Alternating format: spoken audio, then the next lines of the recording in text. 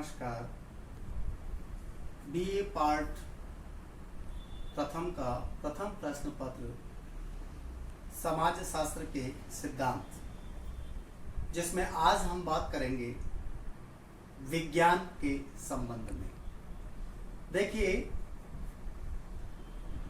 कई विद्वानों ने सामाजिक विज्ञानों का अध्ययन किया, समाज शास्त्र को विज्ञान की श्रेणी में लाकर खड़ा किया, जिसमें Auguste Comte, Max Weber, Herbert Spencer, Immanuel Durkheim आदि विद्वानों ने अपनी अपनी रचनाओं में समाज शास्त्र को एक वैज्ञानिक पद्धति के रूप में अध्ययन कर विज्ञान का दर्जा दिया है। ऑगस्ट कांट ने सबसे पहले 1838 में यानी सोशल फिजिक्स लिखी थी। इसका नाम 1838 में बदलकर सोशियोलॉजी रखा, समाज शास्त्र रख दिया। लेकिन कई विद्वानों ने यह कहा कि समाज शास्त्र एक विज्ञान की श्रेणी में नहीं हो सकता है, क्योंकि ऐसे लोगों का मानना है कि इसके पास न तो प्रयोगशाला है, न विषय वस्तु है, न इसमें कार्य कारण संबंधों की व्याख्या की जा सकती है। इसमें केवल मानवीय संबंधों का अध्ययन किया जाता है, इसलिए यह विज्ञान की श्रेणी में नहीं आ सकता है। इसमें तटस्थता का अभाव पाया जाता है, निष्पक्षता नहीं हो सकती है। लेकिन इन सब बातों पर गौर करने से पहले हमें यह देखना पड़ेगा कि विज्ञान क्या है। सबसे पहले जहन में आता है विज्ञान जो है, प्रश्न आता है क्या है, तो हम ये कहेंगे ज्ञान प्राप्त करने की विधि।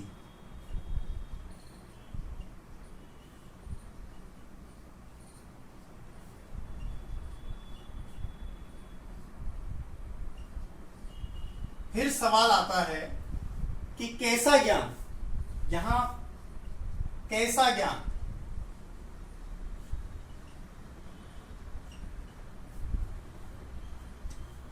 फिर इसका उत्तर होगा तथ्यों पर आधारित, तथ्यों पर आधारित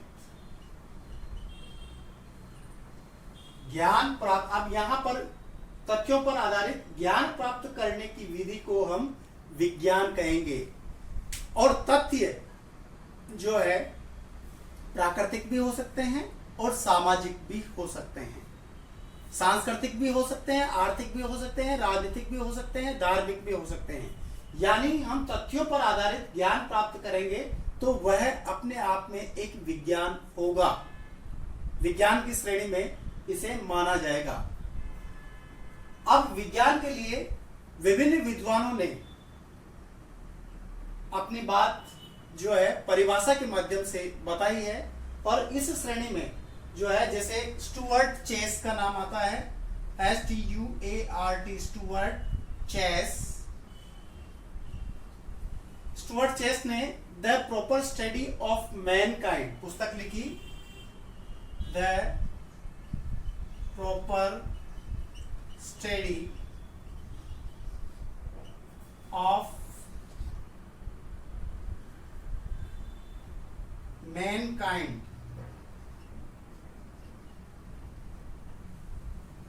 यहां पर कहा कि विज्ञान का जो संबंध है, स्टुअर्ट चेस ने कहा विज्ञान का संबंध उसकी पद्धति से है,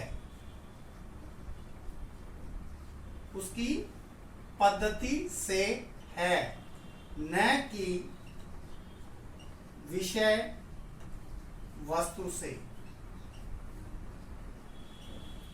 यानी विज्ञान का संबंध मेथड से है, यानी किस मेथड से हम किसी घटना का अध्ययन कर रहे हैं। विषय वस्तु में नहीं जाना, हमें केवल उसकी पद्धति को देखना है। स्टुअर्ट चेस ने ये कहा है।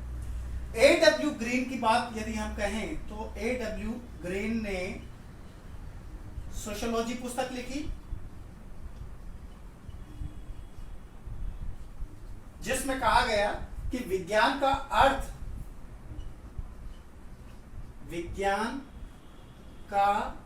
अर्थ तथ्यों की खोज करने के तरीके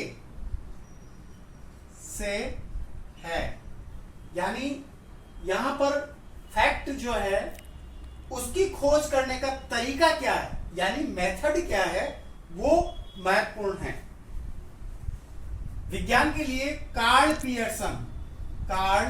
पियर्सन इन्होंने द ग्रामर ऑफ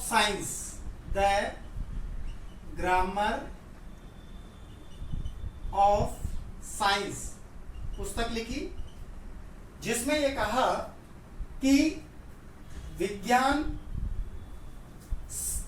जो है यहां सभी विज्ञानों की एकता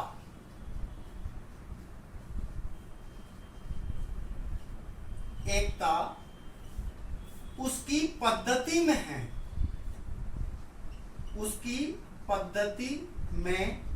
है, न कि विशेष सामग्री में।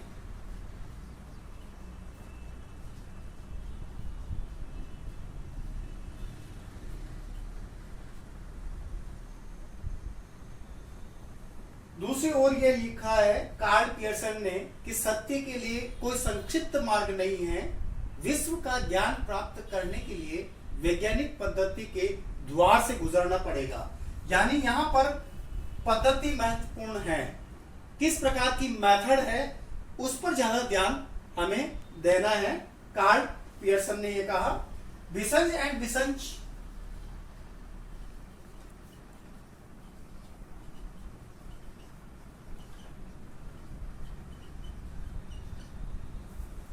ने मॉडर्न सोसाइटी पुस्तक लिखी थी,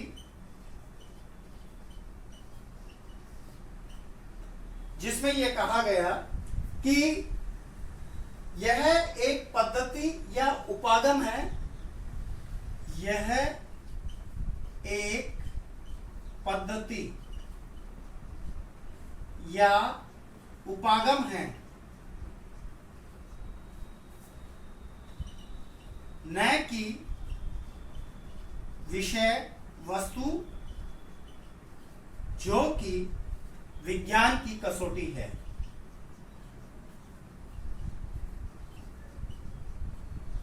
यानी पद्धति को विज्ञान की कसौटी इसमें माना है। लैंडिस ने कहा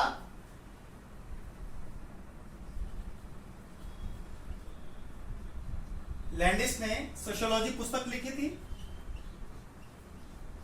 विज्ञान ही है, चाहे वह भौतिक शास्त्र में हो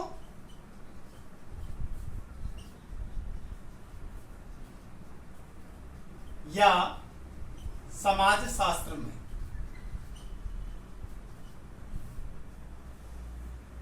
और अंत में मैं एल बर्नार्ड की बात करूंगा। एल बर्नार्ड, जिन्होंने fields and methods of sociology, fields and methods of sociology पुस्तक लिखी, जिसमें 6 पार्ट के रूप में विज्ञान को दर्शाया है, परिभाषित किया, जिसमें परीक्षा, सत्यापन, परिभाषा, वर्गीकरण, संगठन और अभिविन्यास। इस रूप में विज्ञान का अर्थ वैज्ञानिक दृष्टिकोण से विद्वानों ने प्रस्तुत किया है। यहां एक महत्वपूर्ण बात यह है कि जिस पद्धति को प्राकृतिक विज्ञान अपनाते हैं, जैसे फिजिक्स है, केमिस्ट्री है, मैथ्स है, बायो है, ज्योग्राफी है, ये प्राकृतिक विज्ञान जिस पद्धति को अपनाते हैं उसी पद्धति को हम समाज विज्ञान के अंदर अपना रहे हैं। और इसलिए जब वो विज्ञान है तो निश्चित रूप से ये भी साइंस है। इसमें भी कार्य कारण संबंध पाया जाता है, अवलोकन पाया जाता है, सामान्यकरण पाया जाता है, भविष्यवाणी की जा सकती है। यानी कि इसमें वो सारी मेथड का उपयोग किया जाएगा जो प्राकृतिक विज्ञान के अंतर्गत होता है। अब यहां पर इन परिभाषाओं के आधार पर जो है कुछ बात स्पष्ट होती है यहां। जैसे इसमें सबसे पहले साइंस में हम अवलोकन करते हैं, ऑब्जर्वेशन। किसी घटना को देखना, जांचना, अच्छी तरह से देखना अवलोकन कहलाता है। यानी कि गुड्डे और हेट ने तो इसको इतना महत्वपूर्ण मान लिया है कि उन्होंने मेथड्स इन सोशल रिसर्च में लिखा है कि विज्ञान अवलोकन से प्रारंभ होता है और उसकी पुष्टि के लिए अंततः अवलोकन पर ही लौट आना पड़ता है। यानी जब हम विज्ञान का प्रारंभ ही करते हैं तो वह ऑब्जर्वेशन से होता है, अवलोकन से होता है, और पुनः उसकी पुष्टि यानी सत्यता की जांच के लिए भी हमें अवलोकन पर निर्भर। यह अपने आप में एक शास्त्रीय पद्धति है। यानी प्राचीन काल से लेकर के इस पद्धति का उपयोग हो रहा है। यद्यपि यह प्राकृतिक विज्ञानों में हुआ है।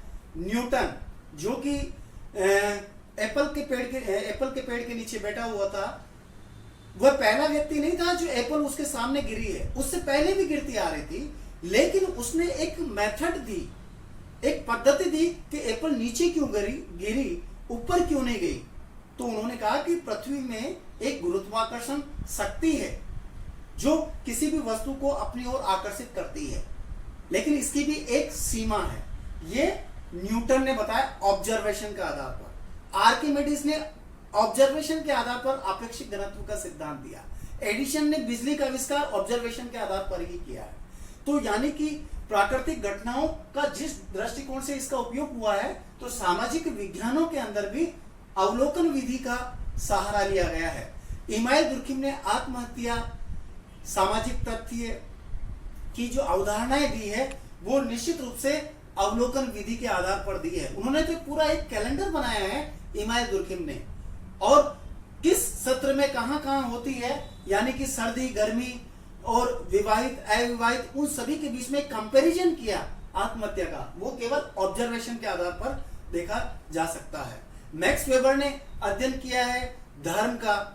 कार्ल मार्क्स ने बुजुर्ग और सर्वहारा वर्ग की बात कही है। ऑब्जर्वेशन के आधार पर ये बातें आती है समाज विज्ञान के अंदर। दूसरी बात विज्ञान की अगर हम कहें तो इसमें सत्यापन तथा वर्गीकरण।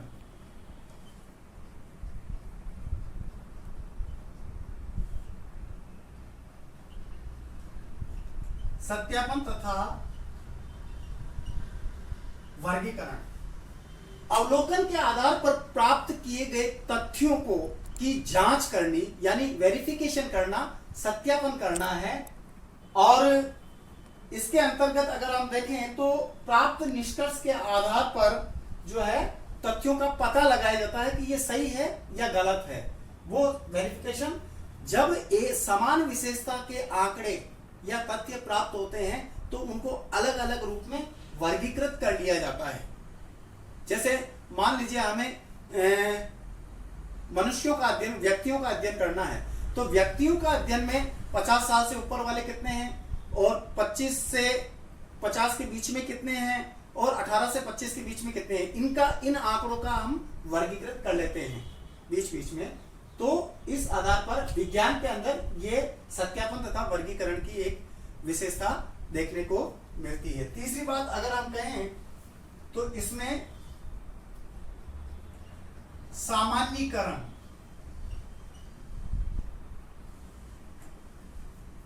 सामान्यीकरण का मतलब यहां जनरलाइजेशन किया जाता है। विज्ञान की एक महत्वपूर्ण विशेषता है। जैसे मैं ये कहूं कि H2O हाइड्रोजन के 2 अणु और ऑक्सीजन का एक अणु मिलकर पानी बनता है। यदि इस पानी को 0 डिग्री टेम्परेचर पर ठंडा किया जाता है तो यह बर्फ बनेगा, और यदि इसको 100 डिग्री टेम्परेचर पर गर्म किया जाता है तो यह भाप बनेगी। अब इसका सामान्यकरण इस रूप में कि आप ये भारत में कर रहे हो, आप अमेरिका में चले जाइए, इंग्लैंड में चले जाए, फ्रांस में चले जाए, रूस में चले जाए, तो यही चीजें बनेगी और कोई नई चीज नहीं बनेगी। ठीक उसी प्रकार सामाजिक घटनाओं में समय और परिस्थिति एक जैसी होती है तो निश्चित रूप से वहां घटनाएं भी एक जैसी होगी। जैसे सामाजिक परिवर्तन तीव्र गति से हो रहा है। अब गरीबी के कारण बहुत सारे व्यक्ति अपराध करते हैं, ये जनरलाइजेशन है। आप कहीं पे भी ऐसे क्षेत्र को चयन करें जो गरीबी क्षेत्र में, झुग्गी झोपड़ियों में रहने वाले हैं, तो ऐसे लोगों में अपराध की दर अधिक होगी। तो यहाँ ये अगर वहां अमेरिका और फ्रांस में भी इस तरह की घटनाएं नजर आती है तो ये जनरलाइजेशन है। चौथी बात यदि हम करें तो इसमें भविष्यवाणी की बात करेंगे। भविष्यवाणी विज्ञान के अंदर एक विशेषता महत्वपूर्ण है कि इसमें भविष्यवाणी की जाती है। समाजशास्त्र के अंदर सामाजिक घटनाओं में जो है हम अध्ययन करते हैं तो उसमें भी भविष्यवाणी होगी। इमाइल दुर्खिम ने जो है आत्महत्या की बात कही थी, उसके अंतर्गत जो है अहमवादी, परार्थवादी, आदर्शहीन और घातक आत्महत्या के बारे में इमाइल दुर्खिम ने बताया था। लेकिन उसने भविष्यवाणी भी की थी कि क्यों करता है, इसके पीछे कारण क्या, वो सारी चीजें देखी है। तनाव, संघर्ष, नैराश्य, इसके कारण से व्यक्ति जो है अपने आप को अकेलापन, बोझिल महसूस करता है और इस तरह की घटनाएं होती है। अब जहां तक सामाजिक परिवर्तन की बात करते हैं तो सामाजिक परिवर्तन के कारण सामाजिक संबंधों में बदलाव होगा। वैदिक युग में जो परिवार के संबंध थे, माता पिता और पुत्र के संबंध थे, आज के समय में इन संबंधों में बदलाव हुआ है, पारिवारिक रिश्तों में बदलाव हुआ है। इसका मतलब है व्यक्ति धन के प्रति भागने लगा है, परिवर्तन हुआ है। तो हम ये कह सकते हैं कि ज्यों-ज्यों गांव जैसे ग्रामीण क्षेत्र का नगरीय क्षेत्र में परिवर्तन होगा तो संयुक्त परिवार का विघटन होगा, यानी संयुक्त परिवार एकाकी परिवार में बदल जाएगा। ये हम भविष्यवाणी कर सकते हैं और ये अगर जगह जगह हम देख सकते हैं तो निश्चित रूप से इसकी भविष्यवाणी हो सकती है अगर व्यक्ति इसका वास्तविक रूप से दृष्टिकोण से अध्ययन करे। पांचवी बात यदि हम कहें, सबसे महत्वपूर्ण बात वो है वैज्ञानिक प्रवृत्ति।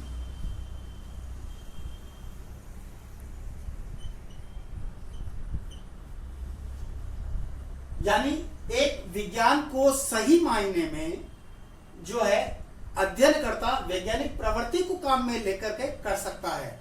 उसमें ये एडिकेट होना चाहिए कि एक साइंटिफिक रूप से उस पद्धति का इस्तेमाल कैसे करेगा। लेकिन इसके वैज्ञानिक पद्धति के लिए, प्रवृत्ति के लिए भी 5 बातें होना चाहिए। एक तो होता है अध्ययनकर्ता को कठोर परिश्रम की आवश्यकता है। दूसरा, उसमें लगन की आवश्यकता है। तीसरा, जिज्ञासा की आवश्यकता है। चौथा, जो सबसे लोगों में नहीं होती है, धैर्य की कमी होती है लोगों में, ये पेशेंस नाम की चीज नहीं है और आज के नौसिखिया विद्यार्थियों में तो होती ही नहीं है। तो इसलिए पेशेंस होना चाहिए। और पांचवी जो है वो रचनात्मक विचार शक्ति होनी चाहिए।